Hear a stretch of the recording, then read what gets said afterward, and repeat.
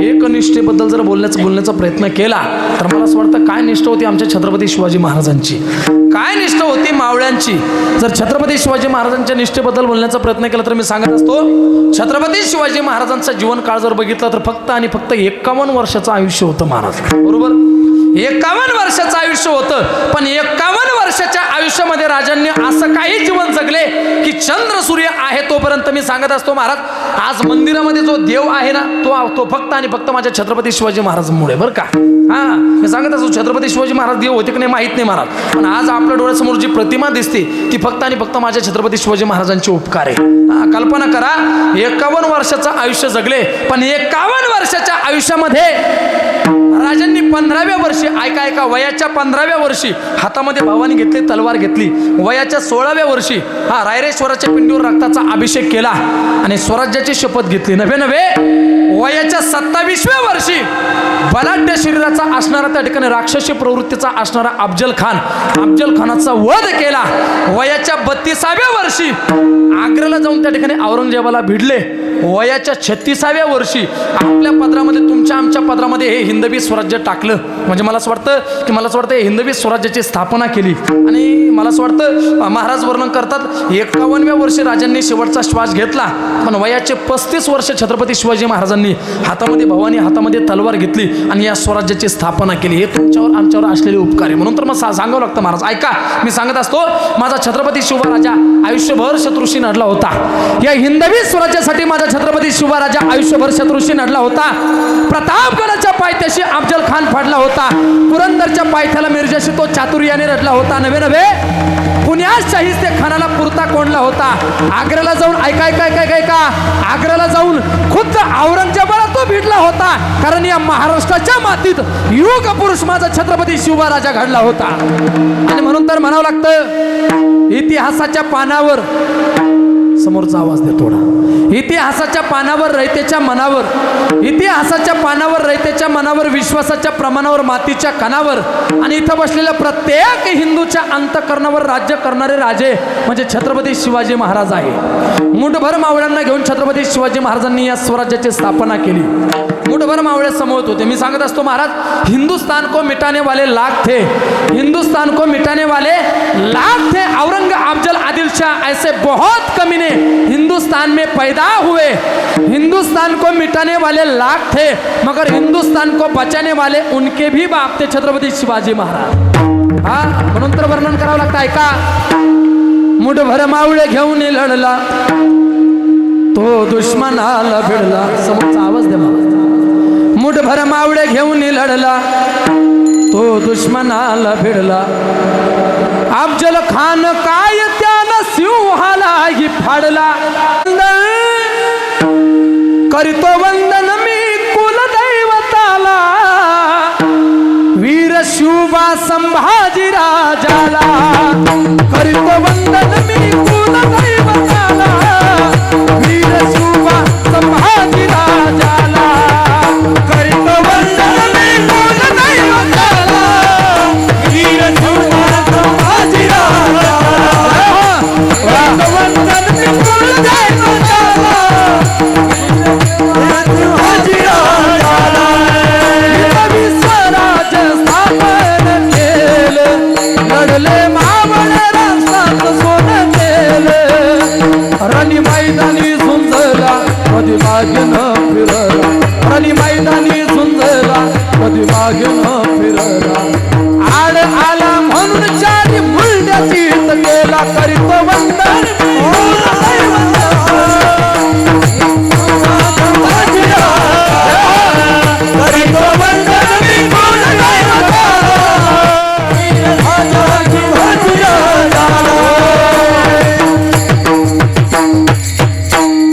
छत्रपती शिवाजी महाराजांनी मुठभर मावळ्यांना समवेत घेतलं महाराज. तानाजी मालुसरे असतील, बाजीप्रभू देशपांडे असतील, शिवकल्पना करा. ऐका, गेला जिंकाया त्या गडा,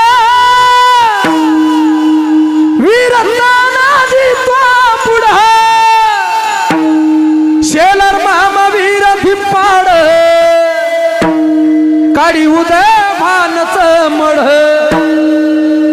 जावाची टाकली घोर पड, वर चढ, गावाची टाकली भर पड वर एक एक चढ गावाची टाकली भर पड वर एक एक चढ गावाची टाकली भर पड वर एक एक चढ गेली स्वारी पन्हाण्यावर मावळ्यानी जेव्हा तिथली धमकी तिला धमकी तानाजी ना तेव्हा गड होता जरी अवघड तरी नशिला भेकड गड वर एक एक चढ गावाची टाकली भर पड वर एक एक चढ गावाची टाकली भर पड वर एक एक चढ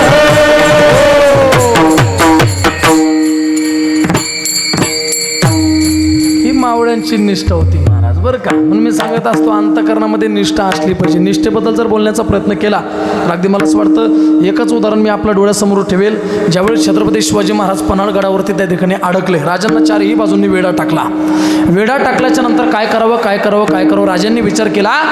त्या ठिकाणी एका राजाने नवे प्रजेचं रक्षण करताना त्या ठिकाणी एखाद्या शत्रूच्या भीतीने त्या ठिकाणी लपून बसावं हे त्या ठिकाणी त्या राजाला शोभा देत नाही. काय करावं राजांनी विचार केला, आपल्यासारखा उभेप दिसणारा जर एखादा मावळा असेल तर त्या मावळ्याला या पालखीमध्ये बसून त्या ठिकाणी सिद्धीच्या समोर पाठवायचं. ऐका, नंतर परत मनामध्ये विचार आला, आपल्या जागेवर कुणातरी बसून त्या ठिकाणी पाठवावं हे योग्य ठरत नाही. पण नेताजी पालकरांनी सांगितलं, राजा त्या ठिकाणी आमच्यासारखे लाख मेले तर चालतील, पण तुमच्यासारखा लाखांचा पोशिंदा नवे रक्षण करता त्या ठिकाणी जगला पाहिजे. आमची एकच विनंती राजा. काय विनंती? एकच काम करा, तुम्ही त्या ठिकाणी सिद्धीच्या समोर जाऊ नका, दुसऱ्या पालखीमध्ये तुम्ही बसा आणि तुमच्यासारखा उभेप दिसणारा एक मावळा आपल्या राज्यामध्ये आहे, त्याचं नाव होतं शिवा काशीद. तुमच्यासारखा उभेप दिसणारा मावळा आहे राजे, काळजी करू नका राजा. शिवाला त्या ठिकाणी बोलावून घेतलं. शिवाच्या अंतकरणातला सुद्धा आनंद गगनात मावेन असा झाला होता. विचार करू लागला होता, राजांसारखी दाढी आहे, राजांसारख्या मिशा आहे, राजांसारखा पोशाख परिधान केला, हुबेहूब छत्रपती शिवाजी महाराजांसारखा तो दिसणारा मावळा होता. विचार करू लागला, जन्माला आल्यापासून आतापर्यंत खरोखर छत्रपती शिवाजी महाराजांच्या जागेवर बसून जाण्याचं भाग्य आपल्या जीवनात आपल्याला प्राप्त झालं, आपलं भाग्यच उदयाला आलं. पण राजाने सांगितलं, शिवा ऐक शिवा, जास्त आनंदी होऊ नको, जास्त त्या ठिकाणी प्रसन्नित होऊ नको.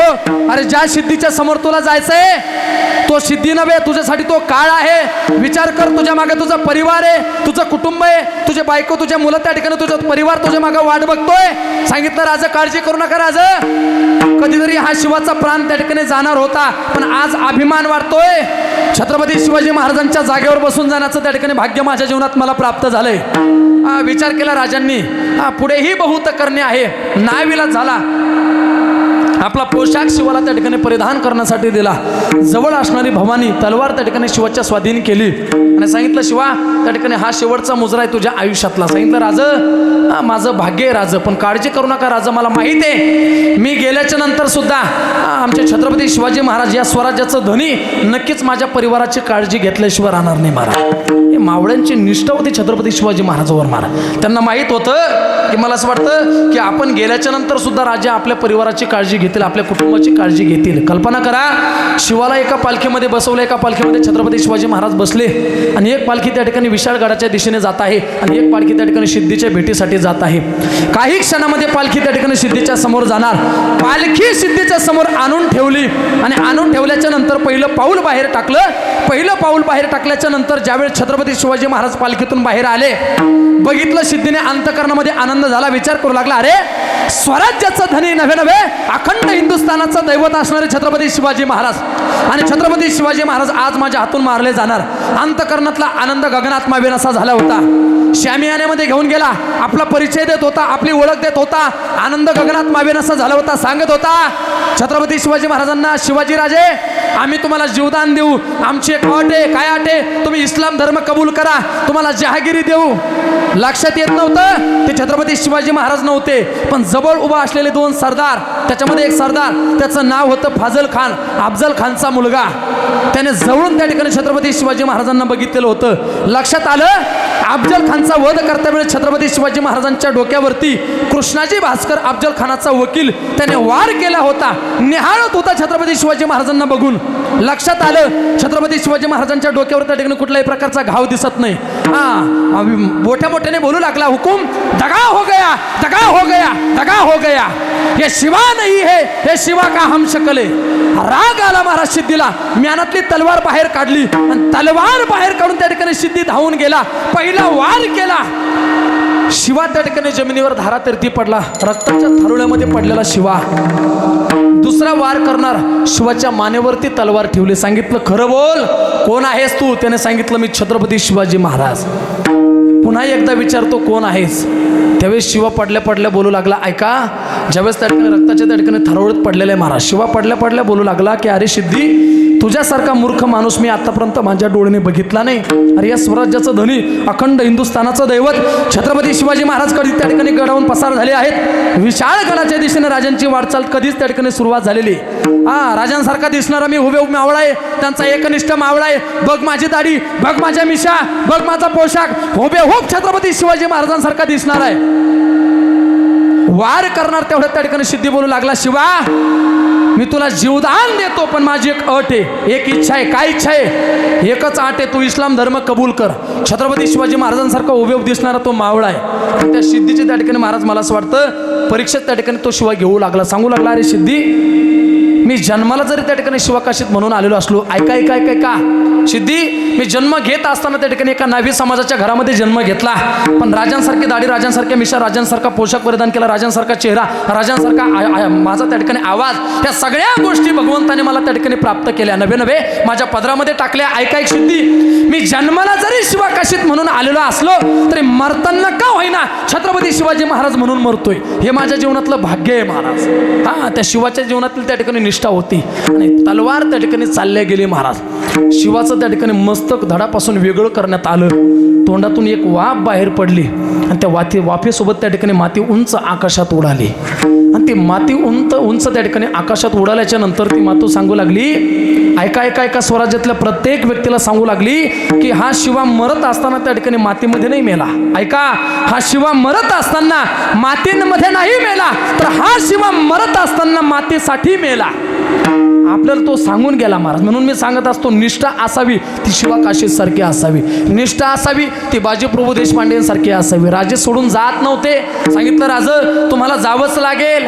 अंतकरणातली निष्ठा त्या ठिकाणी प्रगटून दाखवली. आणि मला असं वाटतं छत्रपती शिवाजी महाराजांनी ज्यावेळेस त्या ठिकाणी पन्हाळवरून त्या ठिकाणी महाराज आगमन केलं, प्रस्थान केलं, 2 युद्ध त्यावेळेला घडले महाराज. शिवाचं त्या ठिकाणी मला असं वाटतं निपात केला, शिवाला मारल्या गेलं. एक युद्ध त्या ठिकाणी घोडखिंडीमध्ये झालं आणि एक युद्ध विशाळगडाच्या पायथ्याशी झालं. म्हणजे काही फितूर मराठ्यांनी छत्रपती शिवाजी महाराजांना अडवून धरलं होतं. आणि मी सांगत असतो महाराज, आपल्यामध्येच फितूर आहे बरं का, हे बाहेरच्यांची हिंमत नाही महाराज. अवघड परिस्थिती.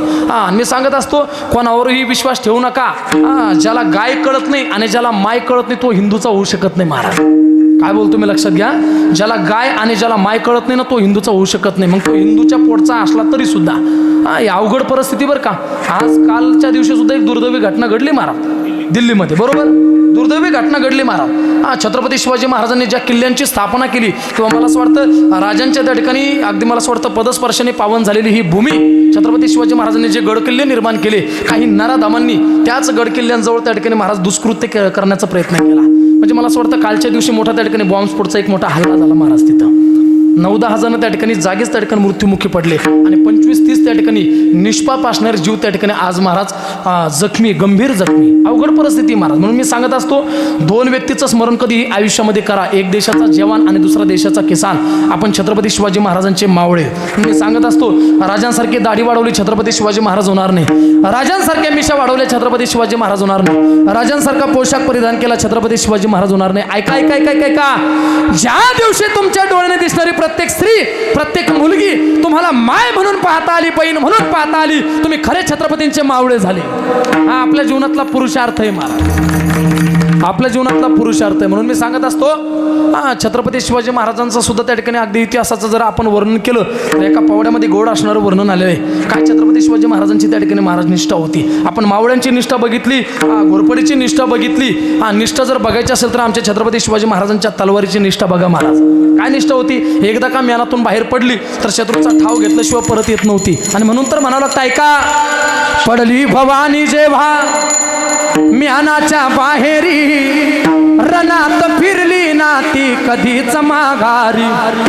तप्त दौलती समोर केली ना लाचारी, कधी न झुकली ती दिल्लीच्या दरबारी. तमाम बादशाहीचा ताज तिने ठोकरला, अरे मराठ मोळ्याचा वेश तिने पांघरला. धर्म रक्षणाची सदा साज भवानी झाली, जुलुम करत्याच्या रक्ताने ती नाली. महाराष्ट्रावर प्रेम अपार, महाराष्ट्रावर प्रेम अपार, महाराष्ट्रावर प्रेम अपार, महाराष्ट्रावर प्रेम अपार. उघडल्या स्वातंत्र्याचे द्वार, उघडल्या स्वातंत्र्याचे द्वार.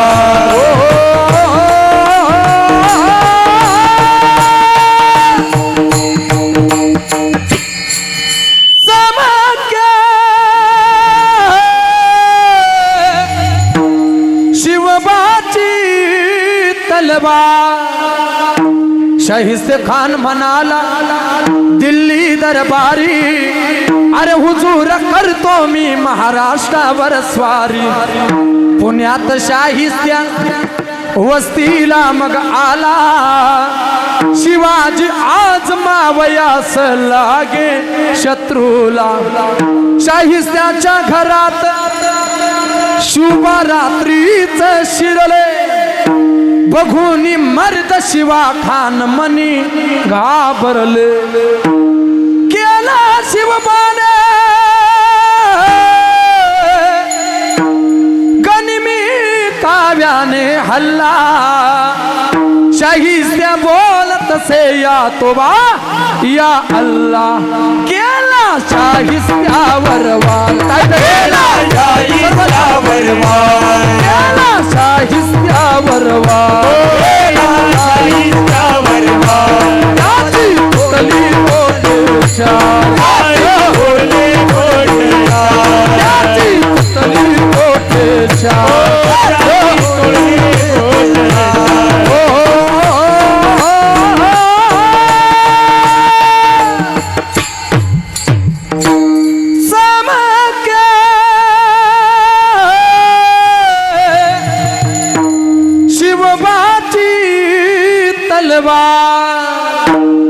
एवढी निष्ठा माणसाची असली पाहिजे महाराज, जेवढी छत्रपती शिवाजी महाराजांच्या तलवारीची होते बरं का. निष्ठेबद्दल वर्णन करावं तेवढं कमी. जाता जाता एकच सांगून जाईल महाराज, माणसाच्या जीवनामध्ये देशाप्रती निष्ठा असली पाहिजे, धर्माप्रती निष्ठा असली पाहिजे, देवाप्रती निष्ठा असली पाहिजे. अगोदर मी सांगितलं महाराज, मला असं वाटतं या भगव्यासाठी आतापर्यंत अनेक साधू संतांनी आपल्या प्राणाची आहुती दिलेली आहे महाराज. मी सांगत असतो, अयोध्येमध्ये राम मंदिर निर्माण झालं, आपलं सर्वांचं भाग्य आहे महाराज. भाग्य काय आहे, कारण त्या राम मंदिरासाठी, त्या भगव्या ध्वजासाठी त्या ठिकाणी अनेक संतांनी, अनेक महात्म्यांनी आपल्या प्राणाची आहुती दिलेली, बलिदान दिलेली. तेव्हा कुठे एवढं ऐश्वर, एवढं वैभव त्या ठिकाणी त्या अयोध्येमध्ये निर्माण झालं. म्हणून मला असं वाटतं पंजाबमध्ये सुद्धा महाराज त्या ठिकाणी अनेक योद्ध्यांनी अगदी त्या ठिकाणी मला असं वाटतं की या धर्मासाठी असेल, देशासाठी असेल, आपल्या प्राणाचं बलिदान, आपल्या प्राणाची आहुती दिलेली. आणि म्हणून तर म्हणावं लागतं, ऐका, तलवारों पे सरीवार दिए, अंगारों में जिस्म जलाया है, तब जाके कहीं हमने सर पे ये केसरी रंग सजाया है. ऐ मेरी ज़मीं अफसोस नहीं जो तेरे लिए सो दर्द सहे, महफूज रहे तेरी आन सदा, चाहे जान मेरी ये रहे न रहे. ऐ मेरी ज़मीं महबूब मेरी, मेरी नस नस में तेरा इश्क बहे, फीक फीका न पड़े कभी रंग तेरा, जिस्मों से निकल के खून कहे, तेरी मिट्टी में मिल जावा गुल बन के, मैं खिल जावा, इतनी सी है दिल की आरज़ू, तेरी नदियों में बह जावा, तेरे खेतों में लहरावा, इतनी सी है दिल की आरज़ू।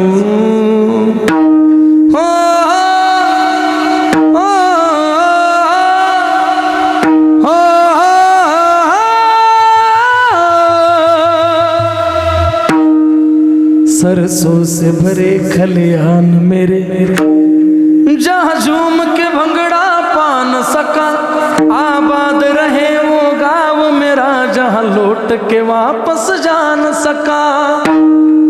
ओ वतनावे मेरे वतनावे, तेरा मेरा प्यार निराला था, कुर्बान हुआ तेरी असमत पे मैं कितना नसीबों वाला था, तेरी मिट्टी में मिल जावा गुल बन के, मैं खिल जावा, इतनी सी है दिल की आरज़ू। महाराज त्या ठिकाणी मला असं वाटतं या भगव्यासाठी, या पृथ्वीसाठी नवे नवे या अस्तित्वासाठी अनेकांनी आपल्या प्राणाची आहुती दिली, त्यांचं बलिदान कधीतरी लक्षात ठेवा. म्हणून अगदी मला असं वाटतं की शिवचरित्राबद्दल त्या ठिकाणी सुंदर असणारा पवाडा मी तुमच्यासमोर सादर केला. वर्णन करावं तेवढं कमी, आपला वेळसुद्धा संपुष्टात आलेला आहे. म्हणून महाराज वर्णन करतात. आपला पहिला प्रश्न होता हरिपाठ का, तर सर्व मार्ग सुगम हरिपाठ. दुसरा प्रश्न होता हरिपाठामध्ये आहे तरी काय, तर सारासार विचार हरिपाठ. तिसरा प्रश्न होता हरिपाठ केल्याच्या नंतर आमच्या जीवनात होणारा फायदा काय, तर कळी काळ त्याशी न पाहे दृष्टी. आणि चौथा प्रश्न आहे हरिपाठ केल्याच्या नंतर संतांच्या म्हणजे तुमच्या जीवनात झालेला फायदा काय. ज्ञानोबा त्याचं वर्णन करतात की आम्ही त्या ठिकाणी आमच्या जीवनात देवाचं चिंतन केलं, निवृत्तीनाथांसारख्या महात्म्यांची भेट प्राप्त झाली, संतांचं दर्शन आमच्या जीवनात आम्हाला प्राप्त झालं. आणि त्याचा फायदा काय झाला, तर समाधी संजीवन हरिपाठ. संतांच्या कृपा आशीर्वादाने आमच्या जीवनात आम्हाला संजीवन समाधीचं सुख उपभोगण्यासाठी प्राप्त झालं. आणि जवळच असणारा समाधी सोहळा आलेला आहे महाराज. बरं का आपलं सर्वांचं भाग्य. मी सांगत असतो की कधीतरी त्या ठिकाणी आयुष्यात एकदा का होईना आळंदीला जा आणि माझ्या विश्वमाऊली ज्ञानोबारांच्या समाधीवर डोकं ठेवा महाराज. बरं का आता जे माणसं आळंदीला राहिलेले असतील त्यांना माहिती आहे महाराज. मला असं वाटतं की ज्ञानोबारांबद्दल जर वर्णन करायचं झालं महाराज, 4 वेद असेल, 6 शास्त्र असेल, पुराण असेल, अगदी मला असं वाटतं वेदशास्त्र देती ग्वाही आणि म्हणती ज्ञानाबाई आई किंवा साधकाचा माय बाप, ज्ञानाबाई माझी योग्यांची माऊली किंवा ज्ञानाबाई माझी अनाथाची माय. अगदी सर्वांनी ज्ञानोबारांना आईची उपमा दिलेली आहे महाराज. ज्यांचं आळंदीला जाणं होत नसेल ना, जाणाऱ्या वारकऱ्याला निरोप द्यायचा, सांगायचं हे वारकरी महाराज, हे महात्मा, आमचा एकच निरोप ज्ञानोबारांपर्यंत पोहोचवा. कोणता, ऐका. जरी जाता आळंदीला निरोप माझा घेऊन जा, जरी जाता आळंदीला निरोप माझा घेऊन जा, हा भाव माझा अंतरीचा माऊली समाजा घेऊन जा, जरी जाता आळंदीला निरोप माझा घेऊन जा. जाते वेळेस वारकऱ्याला एवढं सांगायचं की ज्ञानोबारांना आमचा निरोप द्या. आणि मी सांगतो महाराज की जगाच्या पाठीवर हजारो तीर्थक्षेत्र करा, लाखो त्या ठिकाणी लाखो रुपये खर्च करा, लाखो रुपये खर्च करून, हजारो रुपये खर्च करून जे सुख, जे समाधान तुमच्या आयुष्यात तुम्हाला प्राप्त होणार नाही. जर तुम्हाला खऱ्या सुखाची आणि खऱ्या समाधानाची प्राप्ती करून घ्यायची असेल तर आयुष्यात एकदाच माझ्या विश्वमाऊली ज्ञानोबारांच्या दरबारात जा आणि ज्ञानोबारांच्या समाधीवर डोकं ठेवा महाराज. जगातलं सर्व सुख तुमच्या आयुष्यात तुम्हाला प्राप्त झाल्याशिवाय राहणार नाही. खूप त्रास सहन केला महाराज ज्ञानोबांनी. किती त्रास सहन केला मी सांगत असतो. जगाने त्या ठिकाणी सन्मान द्यावा किंवा जगाने स्वीकार करावा, ज्ञानोबांची मुंज व्हावी म्हणून ज्ञानोबांच्या आईवडिलांना त्या ठिकाणी देहांत प्रायश्चित्त करावं लागलं महाराज. हा कमी त्रास होता का? हा देहांत प्रायश्चित्त करून सुद्धा त्या ठिकाणी सिद्धिपत्र देत नव्हते महाराज. ज्या वेळेला सांगितलं की परीक्षा घेत असताना ज्यावेळेस ज्ञानोबांच्या मुखातून वेदवाणी बाहेर पडू लागले, सांगितलं की समोर जो रेडा उभा आहे त्या रेड्यामधला जो आत्मा आहे, तुझ्या अंतःकरणातला जो आत्मा आहे तो एकच आहे. ज्ञानोबांनी सांगितलं एकच आहे. हा मला असं वाटतं म्हैशी मारिता आसुड म्हैशी याचे पाठी आणि तोची वळ उठी ज्ञानदेवा. रेड्याच्या पाठीवर मारलं, ज्ञानोबांच्या पाठीवर वळू म्हटले महाराज. किंवा ज्ञानदेव म्हणे बोली रे ऋग्वेद आणि ओंकार मूळ शब्द प्रणवाचा. डोक्यावर हात ठेवताच क्षणी रेडा सुद्धा ऋग्वेद बोलू लागला महाराज. अगोदर परीक्षा घेतल्या आणि मी सांगत असतो महाराज, लहान वयातच ज्ञानोबांच्या डोक्यावरचं आईवडिलांचं छत्र हरवलं. छत्रपती शिवाजी महाराजांच्या जीवनात सुद्धा तोच प्रसंग घडला. ज्यावेळेस राजांनी स्वराज्याची निर्मिती केली आणि ज्या दिवशी राजांचा स्वराज्याभिषेक सोहळा, हिंदवी स्वराज्याची स्थापना केली, राज्याभिषेक सोहळा ज्या दिवशी होता त्या दिवशी बापाचं छत्र डोक्यावरून हरवलेलं होतं महाराज. आणि मी सांगत असतो आई बापाचं छत्र हे पात्र त्या ठिकाणी माणसाच्या जीवनामध्ये खूप महत्त्वाचं आहे महाराज. किती महत्त्वाचं आहे. मायबाप गेल्याच्या नंतर ती जागा कोणीच भरून काढू शकत नाही बरं का, कोणीच भरून काढू शकत नाही. म्हणून तर एका ठिकाणी गोड असणारं वर्णन आहे. ऐका, माझ्या डोळ्यातलं आसव कुणी मायेला पुसताना, माझ्या डोळ्यातलं आसव कुणी मायेला पुसताना, उरी हुंद का दाटतो या गोष्ट बापाची सांगताना, माझ्या इवल्या मुखात भरविला त्याने घास, त्याच्या परम कष्टान आज शोभतो सुखात, त्यानं बघितलं सपन, त्यानं बघितलं सपन, पाला उसाचा काढताना, उरी हुंद का दाटतो या गोष्ट बापाची सांगताना, त्याच्या फाटक्या सदऱ्याला किती थिगळा जोडलेली, उभ्या आयुष्याला त्यानं कशी कातर लावलेली, मला कसंच होत या, मला कसंच होत या, कुणी बाबा म्हणताना, उरी हुंद का दाटतो या गोष्ट बापाची सांगताना.